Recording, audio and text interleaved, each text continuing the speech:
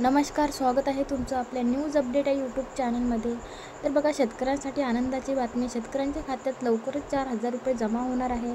तर काय आहे सविस्तर माहिती आपण आजच्या व्हिडिओच्या माध्यमातून पाहणार आहोत।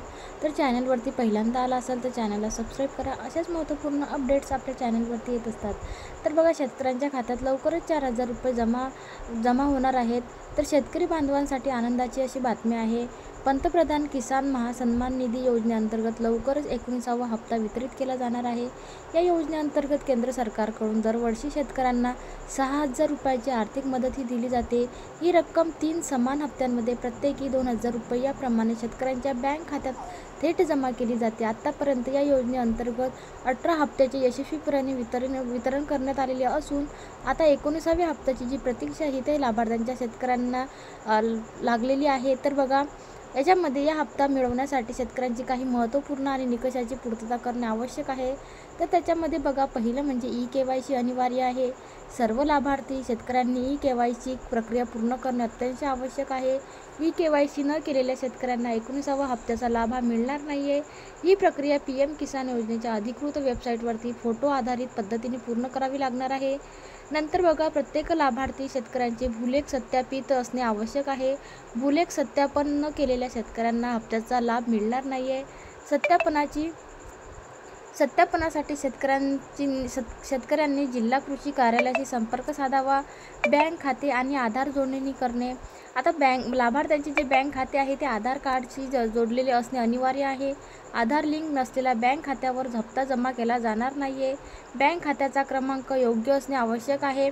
अशा महत्त्वाच्या टिप आहे जे वरील सर्व निकषाची पूर्तता न करणाऱ्या शेतकऱ्यांना या 19व्या हप्त्याचा जो लाभ आहे तो मिळणार नाही आहे।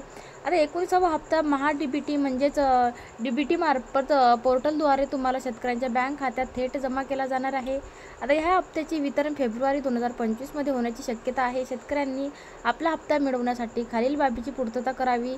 तर बघा, CSC केंद्राची भेट घ्यावी। जवळच्या जे आपले CSC केंद्र आहे तिथं जाऊन आवश्यक कागदपत्राची पूर्तता करावी।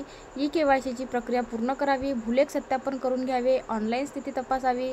PM किसान योजनेच्या अधिकृत वेबसाईटवरती जाऊन लाभार्थीची जी स्थिती आहे ती तपासावी। आपले नाव लाभार्थी यादीत आहे की नाही हे पडतावे। नंतर हप्ता मिळवण्याची जी स्थिती आहे ती नियमितपणे तपासत राहावी। आता लाभार्थ्यांसाठी महत्त्वाच्या सूचना म्हणजे वेळेचे नियोजन। सर्व आवश्यक जी प्रक्रिया आहे ती हप्ता वितरणापूर्वी पूर्ण करा।